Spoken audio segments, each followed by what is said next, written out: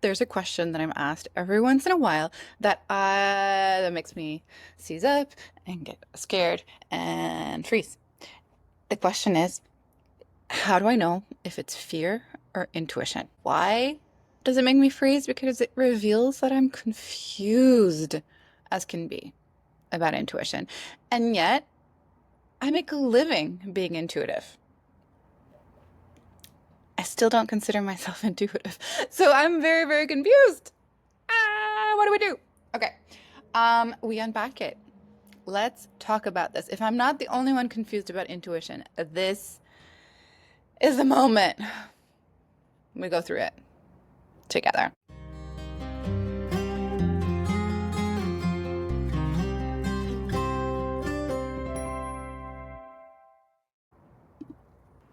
This is The Healer's Journey. I am your host, Inge, and the block we are busting today is the block that shows up around believing we are not intuitive and asking questions like, is it fear or intuition?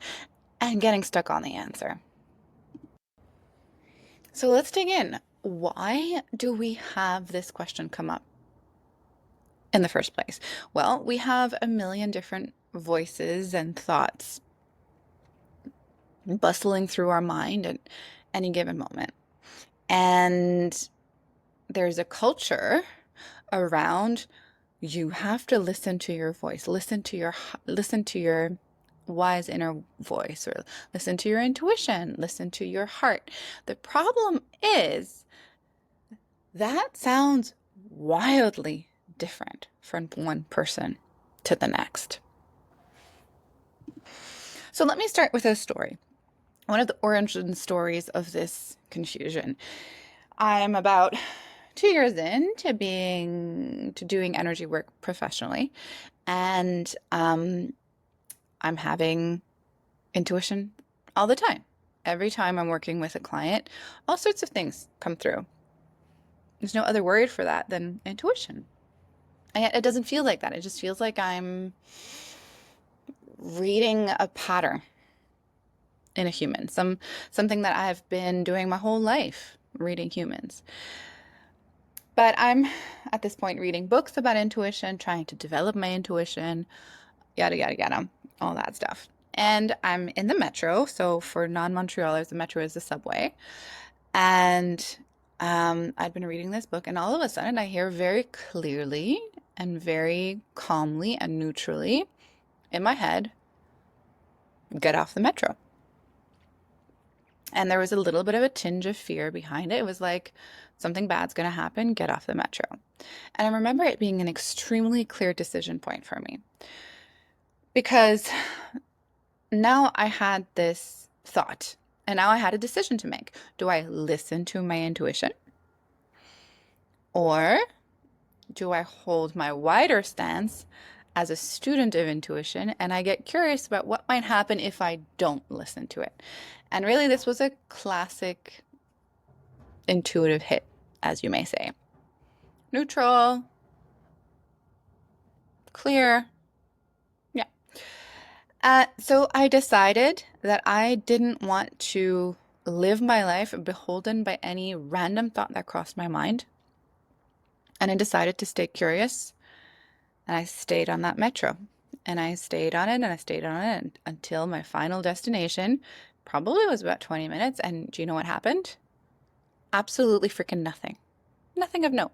Nothing particularly. Nobody barged in with a sword threatening all of us. Nothing bad happened at all. And that was a moment for me of supreme confusion and somehow a taking my power back from this notion that there is a kind of inner voice that you must always listen to or bad things will happen. Am I saying that voice doesn't exist? Of course not. I had another moment where I was on a plane and I was doing an intuitive setup meditation. So a deep grounding and then a connecting to source from above, clearing my chakras along the way. And I had this sense of like, there's something wrong with the plane. And again, it was like a final destination moment of like, Should I run off this plane because I feel like something bad's going to happen? I considered it. And again, I guess I guess there's a deep part of me that's very at peace with maybe I die, but I stayed put. I was like, no, I'm going to see what happens. And what happened that time is that there was actually something wrong with the plane and they caught it, and my flight was delayed by maybe a few hours, and they fixed it and I got to Europe fine. So those are some of the experiences I've had that like really confirmed and confused this whole thing. And so what I want to bring today here is I don't want to spread my confusion. I wouldn't come on here if I was only confused. In recent days, I've had some serious clarity download into me around intuition.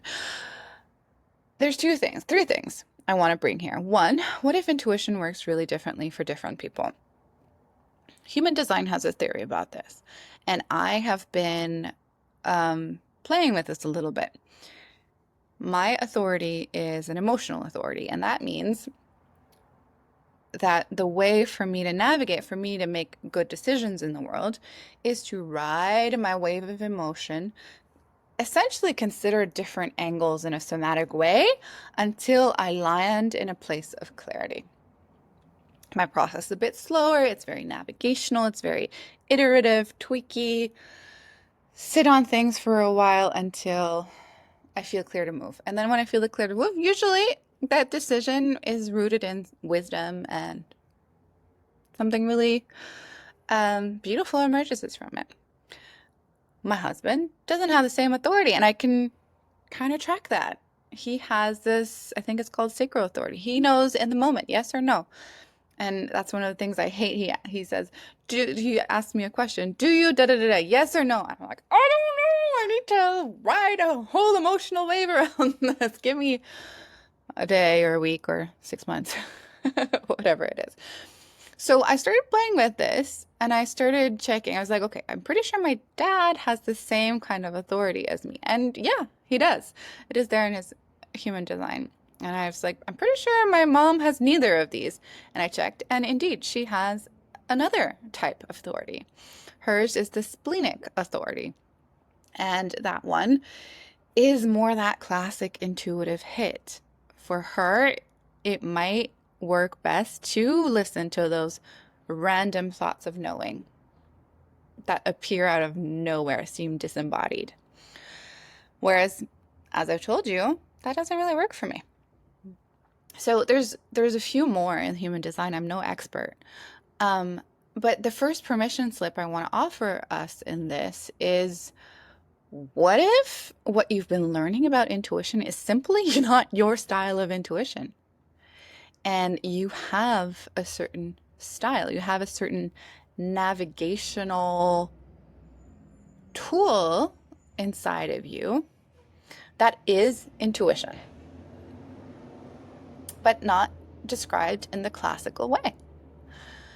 The second thing I thought I'd like to bring here is that I think there's really two different types of intuition, and we talk about them in the same breath, but they're actually really, really different. One intuition is the capacity of seeing what is clearly. So without distortion, without projection, you just see what is. See what's right in front of you. And sometimes that's just being able to see patterns other people can't see because they're clouded in their judgment in some way. Sometimes that's being able to read into the future what is going to happen. Sometimes it's able to read the energetic field of a person, an animal, a project, a movement, whatever it might be. And so you're simply reading what is. And I think that's a very important and helpful aspect of intuition. Some people have this in a very strong way, and it is quite incredible. I've met a few, and it is really, really, really rare. While I would say all my clients have some kind of intuition. There's a few people who have this kind of intuition. And it is really quite something to behold and watch. For the rest of us, um, if you want to increase this kind of intuition, my really boring, unhelpful, wah wah, well, not unhelpful, but wah wah anticlimactic suggestion is to do your healing work. Why? The more you do your healing work, the more you become integrated, and the more your perceptual system doesn't distort the information coming in. So you can see plainly what is right there for you to see without distortions, without beliefs clouding your judgment, without the self-doubt.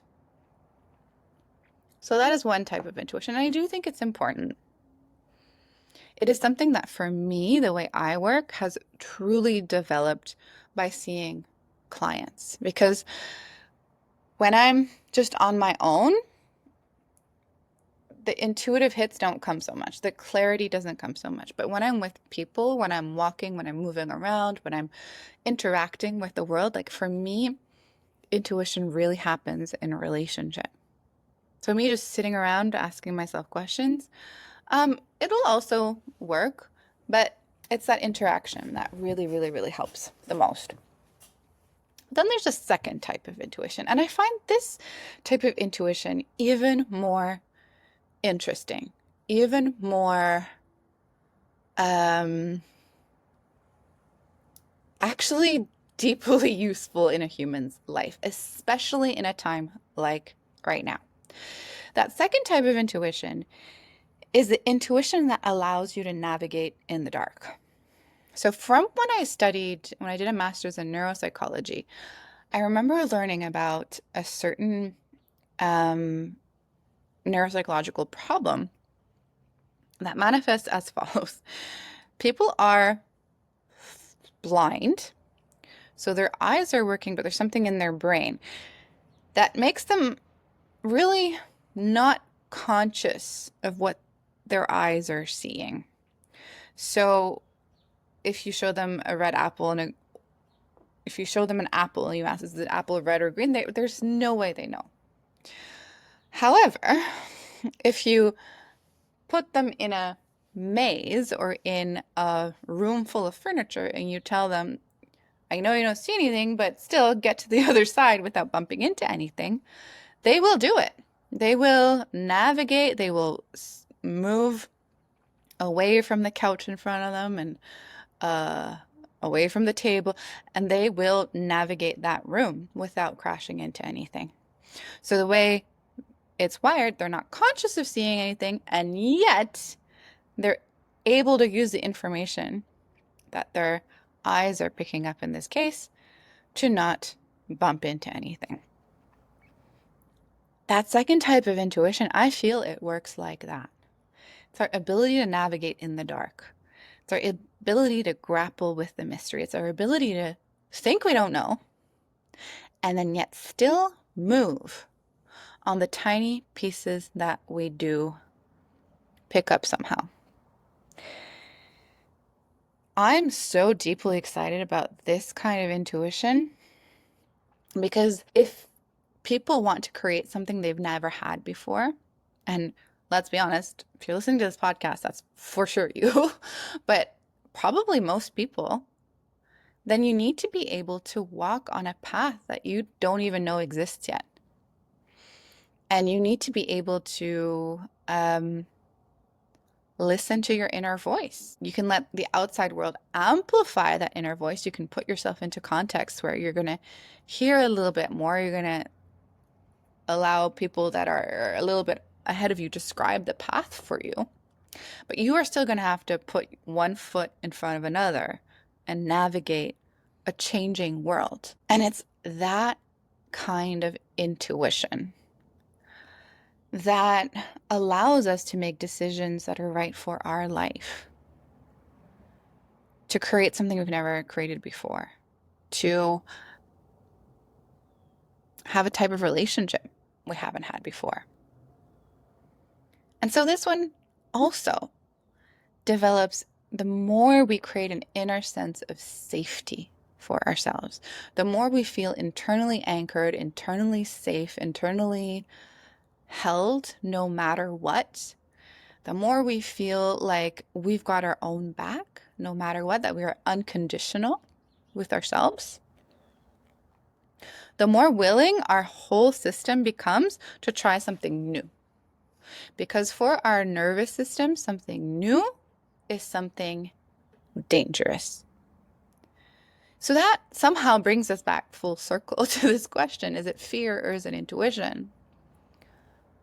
Often it's both at the same time. And so I really dislike this question for so many reasons. Following your intuition often is deeply scary. Following your intuition and that inner sense, that inner walking in the dark, when you don't know that you're seeing anything clearly at all,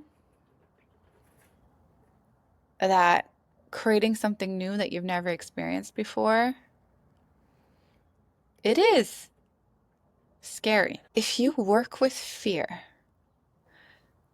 in a really respectful way, you might find that if you get quiet with your fear and you let your fear work on you, your fear might just sharpen your senses. Your fear might just sharpen your intuition. It might just help you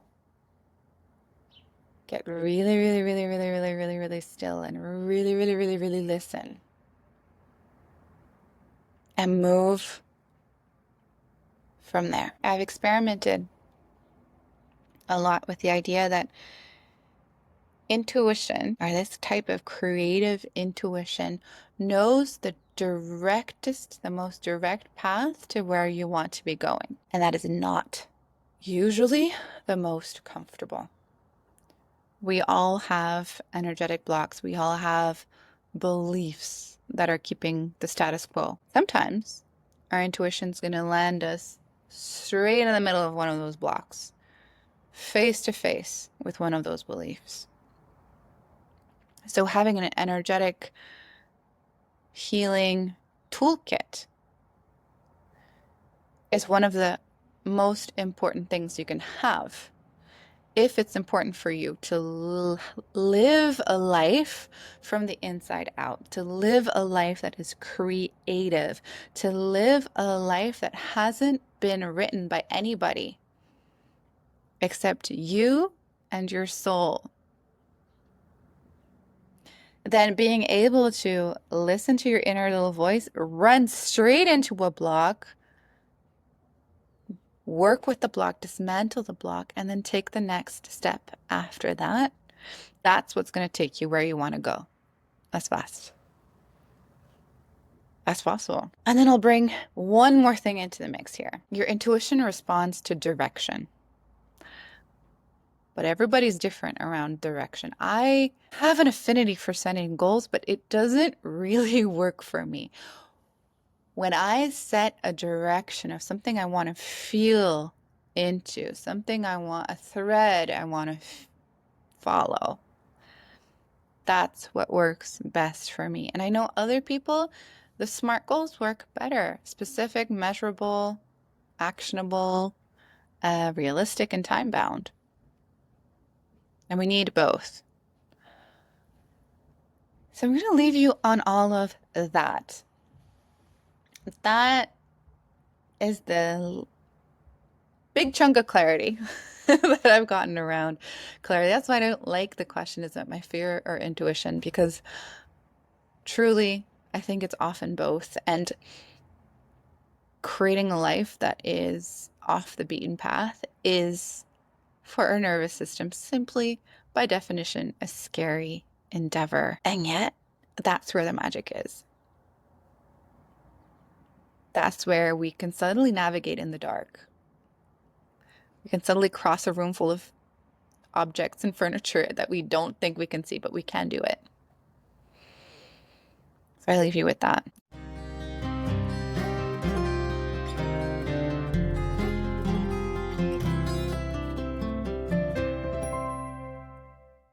This has been The Healer's Journey.